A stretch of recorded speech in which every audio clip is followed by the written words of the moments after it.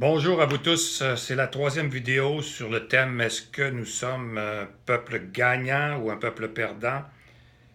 On sait ou on a deviné qu'à partir du système qui fait de nous des minoritaires pour l'éternité, tant qu'on ne fera pas l'indépendance de notre nation, on sait qu'on a eu des collaborateurs avec Ottawa, c'est-à-dire à Ottawa, des gens qu'on prend du Québec, qui s'en vont siéger à Ottawa. On en fait des ministres, des premiers ministres, on leur donne des médailles, la médaille du gouverneur général comme étant des grands Canadiens parce que le Québec fait partie du Canada. Donc on se justifie, mais en réalité, ces gens-là ont choisi de servir la nation canadienne-anglaise qui n'a pas les mêmes intérêts, ou très souvent, que la nation québécoise. Ils ont fait un choix, puis leur conscience est en paix. Ils se disent qu'ils ne sont pas des collaborateurs, donc on n'est pas un peuple perdant. Ben, vous choisirez. Alors, système minoritaire, collaboration, trahison aussi, on l'a vu avec Pierre Elliott Trudeau, on l'a vu aussi avec les députés du Parti libéral à Ottawa qui siégeaient, qui combien de fois ont passé des lois en faveur du Canada anglais. C'est le problème, et c'est pour ça que je vous ai laissé conclure, et je conclus que nous sommes un peuple perdant. Mais je ne pouvais pas, en 1994-95, quand on a annoncé qu'il y aurait un référendum portant sur la sécession unilatérale du Québec, et avant de demander un rendez-vous avec Jacques Parizeau, je voulais aussi regarder ou retourner dans l'histoire pour voir le rapport de Lord Durham.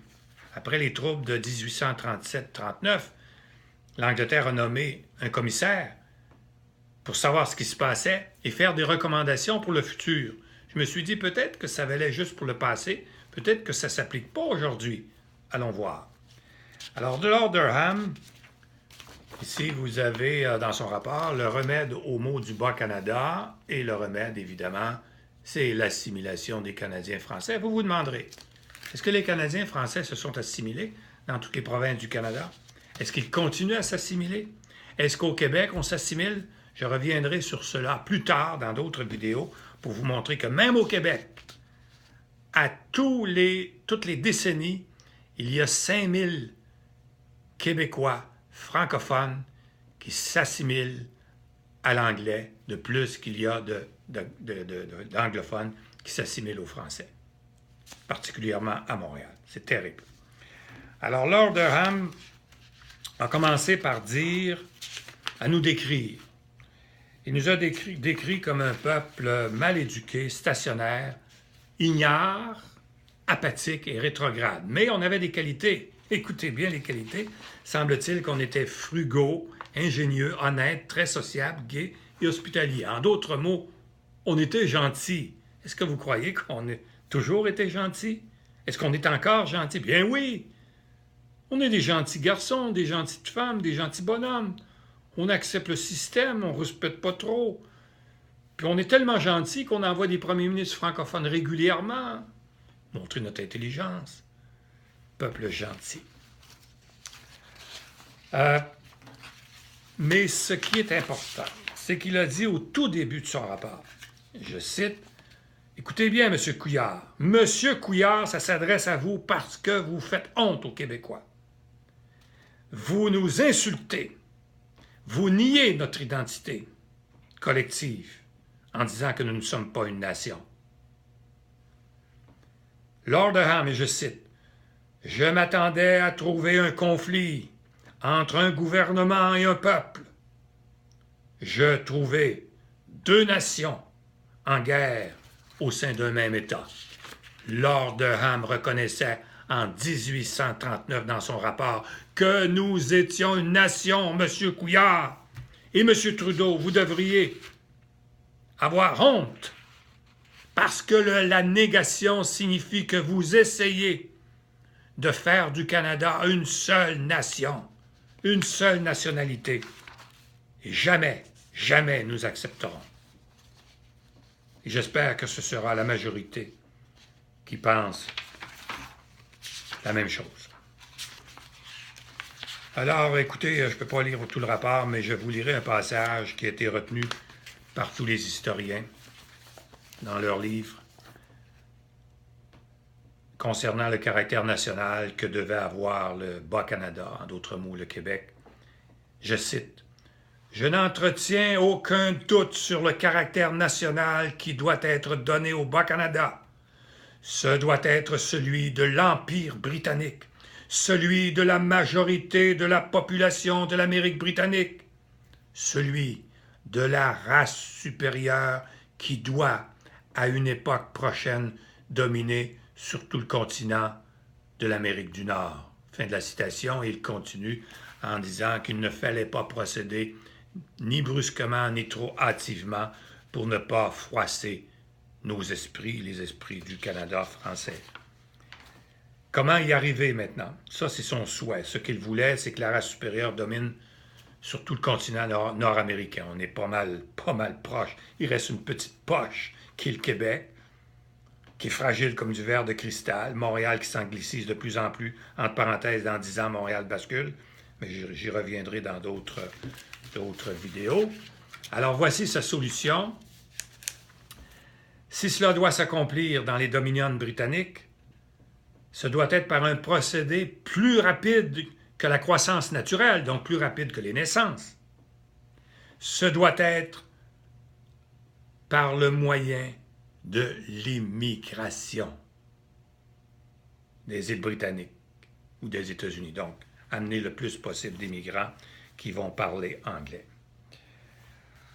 Les Anglais, dit-il, détiennent pour eux la supériorité de l'intelligence. C'est dans son texte. Et là, il parle de l'indépendance du Québec. Ou bien nous, on décide de faire notre indépendance, de se révolter, ou bien on décide de s'associer aux États-Unis. Donc, il traite de ça dans son rapport et regardez qu'est-ce qu'il dit. Quoi qu'il arrive, quel que soit leur gouvernement futur, britannique ou américain, ils ne peuvent espérer aucunement de la survie de leur nationalité. En d'autres mots, on va disparaître. Ils ne pourront, je continue, je cite, ils ne pourront jamais se séparer de l'Empire britannique, à moins d'attendre que quelque cause de mécontentement ne les en détache. Fin de la citation, quelque cause de mécontentement, c'est-à-dire qu'on se révolte suite à un Meach refusé ou un Charlottetown, comme on a essayé de le faire en 1995 avec le référendum. On a voulu un peu... M. Bouchard, Lucien, avait démissionné d'Ottawa, avait fondé le Bloc québécois. Là, il y avait un sentiment qui s'est élevé contre le Canada en signe de révolte, et le référendum est venu près de passer. Mais ce n'est pas la façon de faire l'indépendance. On ne fait pas l'indépendance parce qu'on haït quelqu'un, parce qu'il y a eu une mauvaise décision prise par Ottawa, puis on se révolte subitement. Non, on le fait de façon positive. C'est un geste de noblesse, la continuité de l'œuvre de Cartier et de Champlain, de faire de l'Amérique du Nord une partie qui puisse vivre en français. Parce que l'indépendance, c'est la stature d'un peuple qui est devenu adulte, mature et qui est capable d'assumer ses responsabilités ici comme ailleurs dans le monde. C'est ça l'indépendance, c'est la dignité et non pas un geste de frustration. Mais en tout cas, bref, lui disait que ça pourrait arriver comme ça, ça pouvait arriver comme ça. Alors voici le continu. Donc si on se sépare ou si on s'en va aux États-Unis, on ne fera pas vieux os, c'est ce qu'il dit. Alors s'ils en sont capables, en effectuant seule une séparation, 2 points, se réunir ainsi à l'Union américaine ou maintenir quelques années durant un simulacre misérable de faible indépendance qui les exposerait plus que jamais à l'intrusion de la population environnante. Fin de la citation, et c'est là finalement, on disparaîtrait.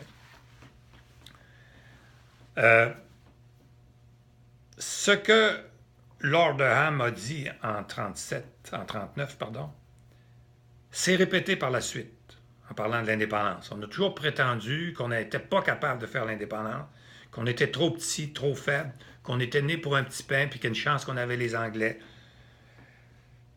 Puis M. Couillard a repris ça il y a quelques mois en disant que la souveraineté nous amènerait à la souffrance, que même si on pouvait devenir indépendant en droit, que, au point de vue économique, c'était la misère finalement.